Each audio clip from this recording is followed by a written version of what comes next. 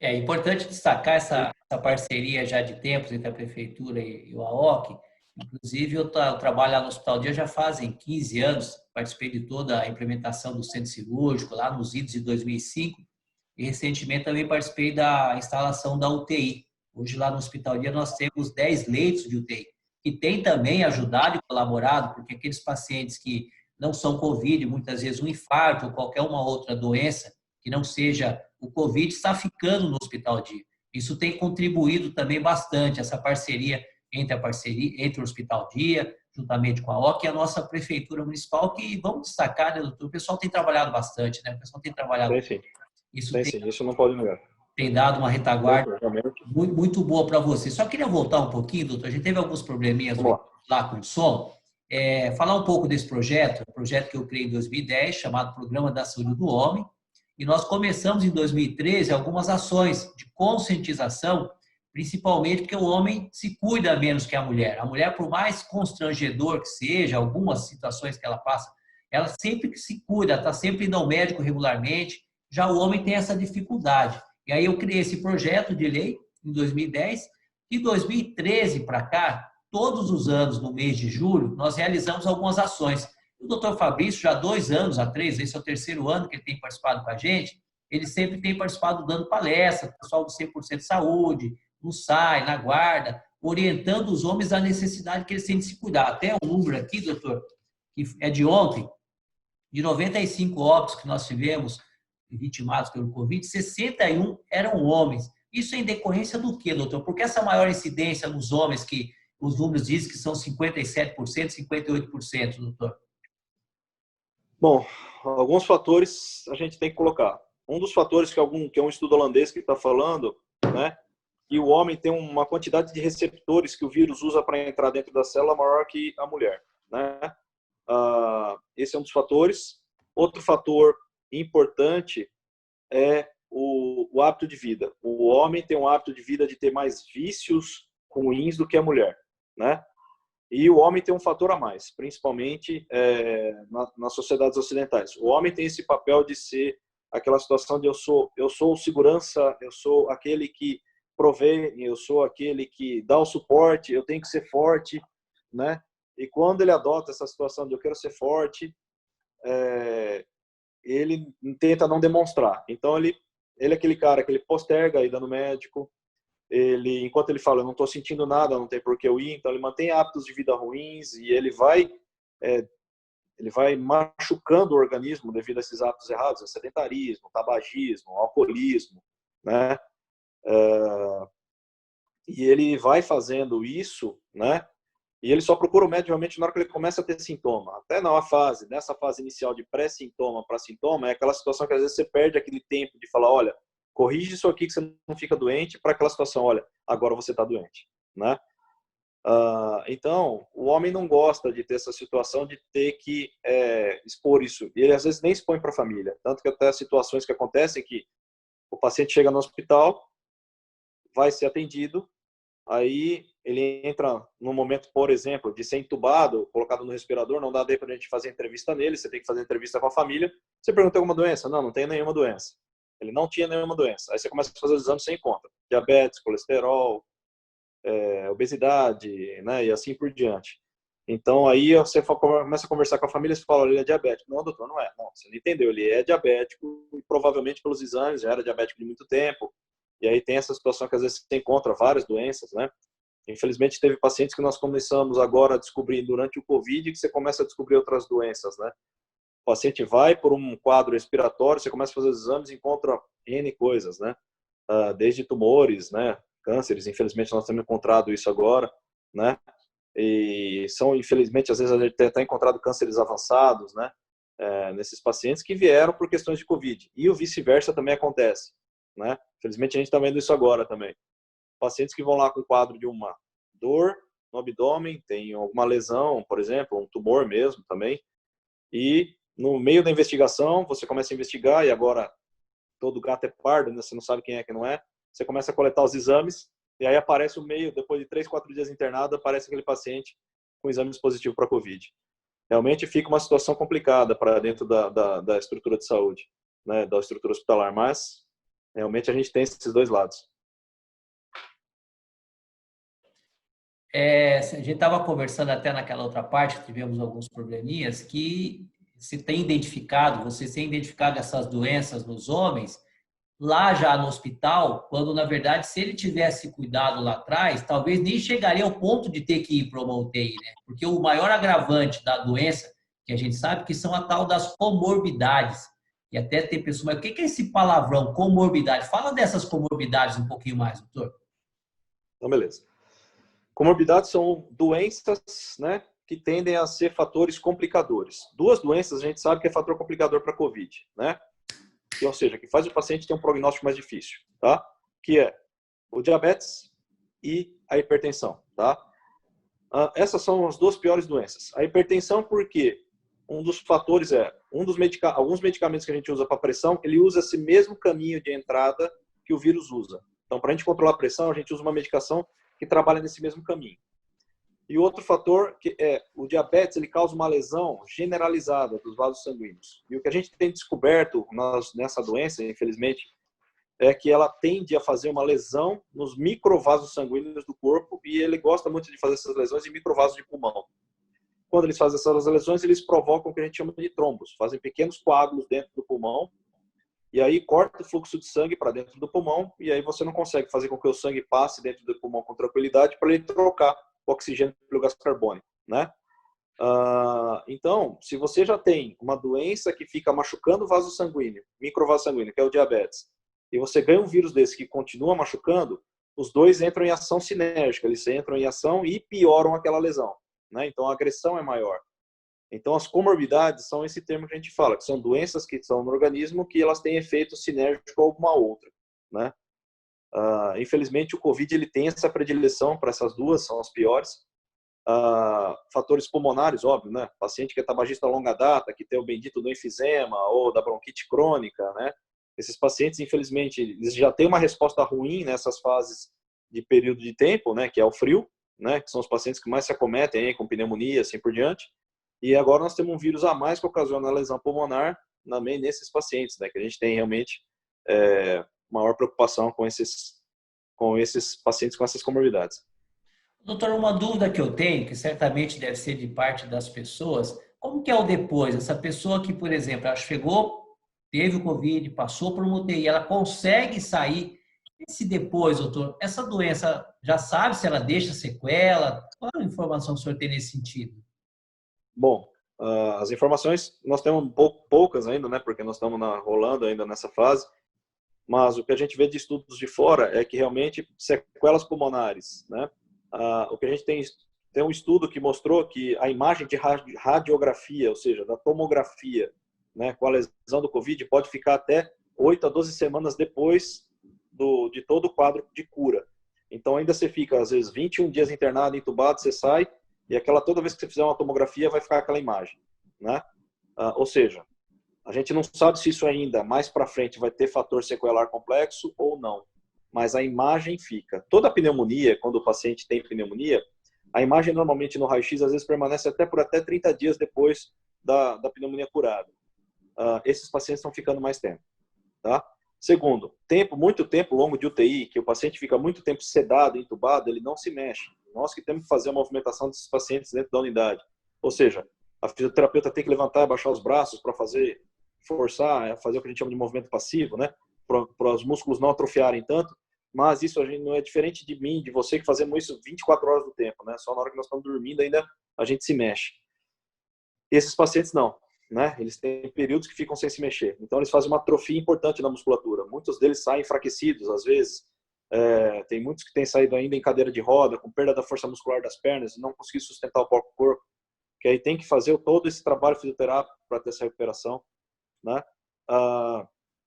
Tem alguns casos que estão saindo, né, de casos de pacientes que ocasionam doença renal crônica terminal, ficam em procedimento de hemodiálise. Uma boa parte deles desenvolve lesão renal, tanto pelas comorbidades, ou seja, hipertensão, diabetes, em cima da sobrecarga do rim, além das medicações e além do próprio COVID, que também ele faz a lesão renal, né? É uma porcentagem acima do normal, do que a gente via antigamente com os pacientes com pneumonia, que desenvolvem a doença renal, que precisa de hemodiálise. Então, tem esses pacientes que estão ficando sequelares com isso, estão ficando em processo de necessidade da hemodiálise, de ficar indo na clínica 3 vezes por semana. Alguns pacientes estão desenvolvendo, por causa da fase grave, que fica entubado, altera a oxigenação cerebral, e alguns estão saindo com pequenas sequelas neurológicas, esquecimentos, né, perda da memória recente, né. Então, a gente sabe também, infelizmente, nós tivemos perda de pacientes que desenvolveram uma lesão que a gente chama de encefalite, ou seja, o vírus ele causa uma lesão dentro do cérebro, parecido com uma meningite, tá?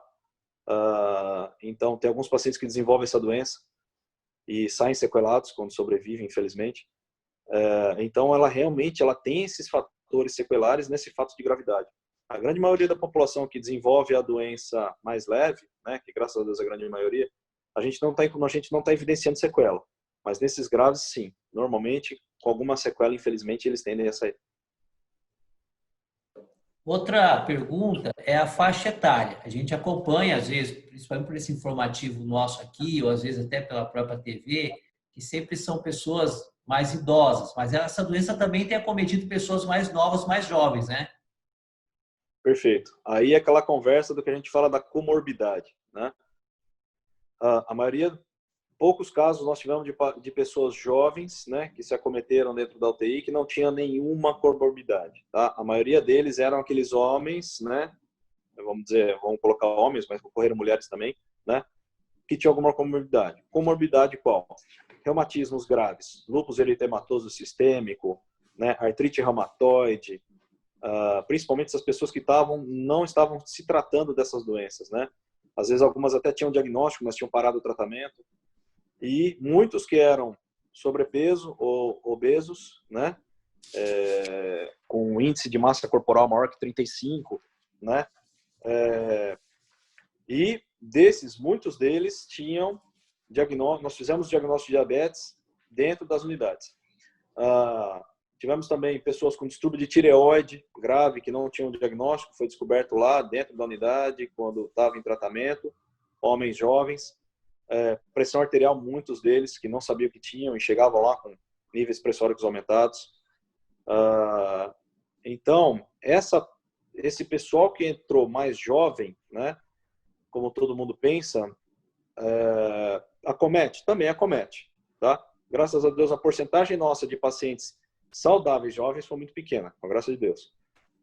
Mas, realmente, os jovens que entraram, infelizmente, até os que faleceram, realmente tinham fatores associados. Algum fator associado, infelizmente, tinha.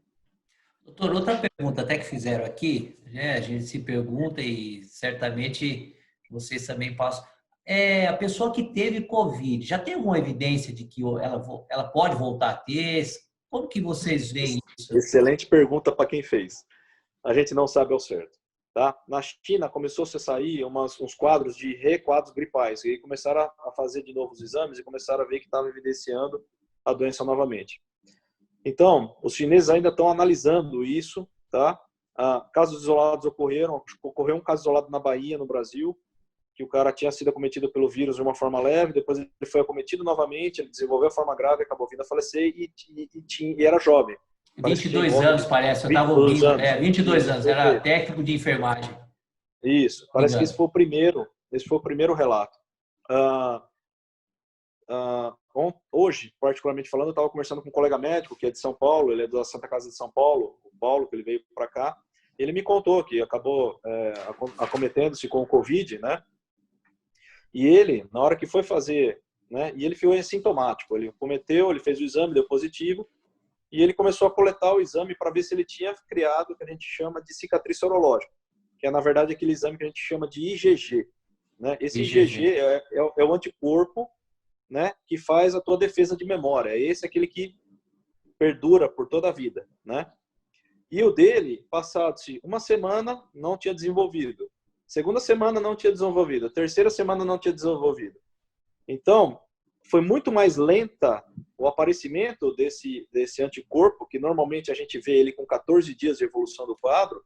O dele passou 3 semanas, ele ainda não tinha a imunoglobulina IgG ativada. Então, tem algumas pessoas que não desenvolvem, né, a imunidade. Ele adquire o vírus, mas ele não desenvolve a imunidade. E provavelmente foi o fator desse técnico, deve ser o fator desse colega. Então, esse colega, teoricamente, ele não fica totalmente imunizado, né? E a China está vendo o que a China vem fazendo, né, com esses pacientes. Ela está pegando e dosando a quantidade desse anticorpo dentro do corpo, do IgG. E vai passando o tempo, ele vai vendo que isso vai caindo, tá? E as pessoas que tiveram os quadros mais leves, ele começa a diminuir no nível já não de defesa depois de 90 dias. Então, está tudo em andamento esses estudos, mas a gente tem a noção de que pode ser que aconteça a reinfecção nas pessoas. Então, não está aquela situação que as pessoas falam, bom, peguei, sou IgG positivo, ou seja, estou livre, né? Nós não estamos dando tanta certeza disso, não. As equipes técnicas que se contaminaram, né, que trabalham comigo e tiveram, né, os colegas, todos eles continuam tendo os cuidados como eram feitos anteriormente, porque nós não podemos dar, nem eles mesmos sabem, ninguém pode dar certeza de que eles vão estar agora sem nenhuma chance de pegar novamente. Doutor, você já tinha até falado num outro momento, mas uma pessoa perguntou aqui, por que muitas vezes na UTI se faz necessário virar essa pessoa de bruços? Por que precisa fazer isso, doutor? A gente chama de posição prona, né? Que é colocar o paciente de bruço. A gente põe ele em posição do nadador, né? Vira o braço e abaixa o outro, tá? Por que a gente faz isso, tá? Esse vírus, ele gosta de acometer o que a gente chama de área periférica. Ele pega a área pulmonar mais próxima da caixa torácica, não da parte interna. E ele tem uma predileção de pegar uma área funcionante mais na região posterior, ou seja, na região de trás. Então, na hora que você vira o paciente de bruço, essa área posterior não tem mais a carga do peso do corpo. Então, você consegue fazer com que essa área pulmonar abra e melhore a troca. A grande maioria dos pacientes responde muito bem. Quando a gente faz isso? Quando a carga de oxigênio corporal que a gente colhe no exame chamado gasometria fica muito baixa. Quando chega a entrar num fator limite, que a gente faz uma relação calculada, né? A gente faz alguns cálculos para ver, e quando ela chega nesse fator limite, que gera risco de vida manter o paciente de barriga para cima, nós viramos, tá? Aguardamos 2 horas e coletamos um novo exame dessa gasometria para avaliar sobre resposta. A grande maioria das vezes eles respondem com uma melhora em torno de 50% a 60% da carga de oxigênio. Então, a gente sabe que fazer isso alivia a área pulmonar lesada e melhora esse ganho entre a troca do aparelho conseguir enviar uma carga melhor de oxigênio para o corpo e também fazer com que esse gás carbônico que fica retido no sangue saia para o aparelho para a gente conseguir fazer essa relação de troca oxigênio-gás carbônico.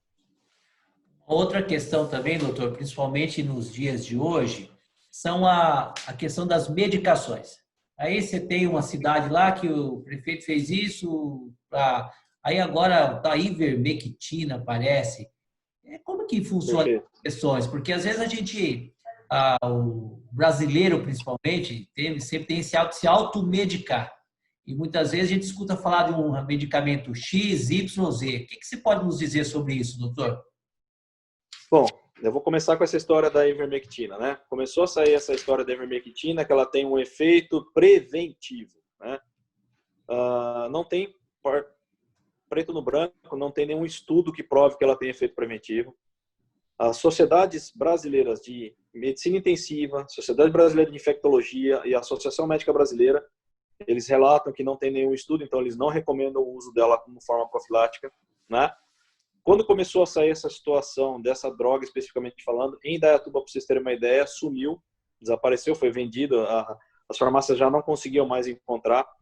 Agora virou medicamento controlado, né? Porque a população saiu comprando, né? Ninguém sabe ao certo a dose, ninguém sabe se a dose é semanal, se a dose é quinzenal, ninguém sabe se tem que fazer uma dose completa inicial como se fosse tratamento para vermífugo, né? Porque ela é um vermífugo, tá? Mas realmente esses lugares que usaram essa droga no início dos sintomas, né, perceberam que a população respondeu melhor, ou seja, melhorou os sintomas mais cedo, tá?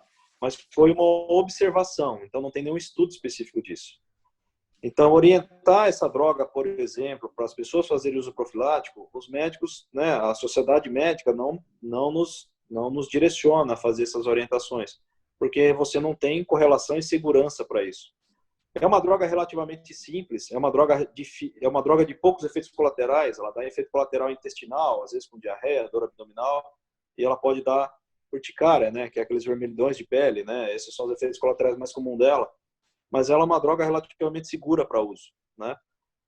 Então, tem alguns colegas que têm prescrito para pacientes de início dessas fases, têm prescrito essa droga associada às outras que estão, que nós usamos no nosso protocolo de Indaiatuba, né? Que é a azitromicina, né? Que a gente usa como antibiótico, porque você nunca tem certeza se é o COVID ou se é uma outra pneumonia, então você usa um antibiótico para definir, porque o tratamento às vezes é à distância, você está fazendo via telemedicina, né? O anticoagulante, que é importante, que tem aquele efeito de diminuir aqueles trombos pulmonares, esse realmente tem um efeito importante, ele é provado. O corticoide, numa fase mais respiratória, quando o paciente começa a ter um pouco mais de falta de ar, ou a saturação, né, que é aquele aparelhinho que a gente põe no dedo para ver qual a carga em porcentagem de oxigênio está no sangue, normalmente diminui, né? Então o corticoide tem um efeito para isso, né? Então alguns têm usado a ivermectina, tem prescrito. Essa prescrição, eles recomendam não uso, tá? Mas eles deixam, né, você, né, responsável pela sua prescrição. Tem vários médicos que usam, já orientei alguns pacientes a tomarem, particularmente falando, né, a ivermectina associada às outras drogas, e realmente o que a gente observa é que aparentemente parece que ele tem um efeito associado aos outros medicamentos, que os sintomas melhoram mais rápido.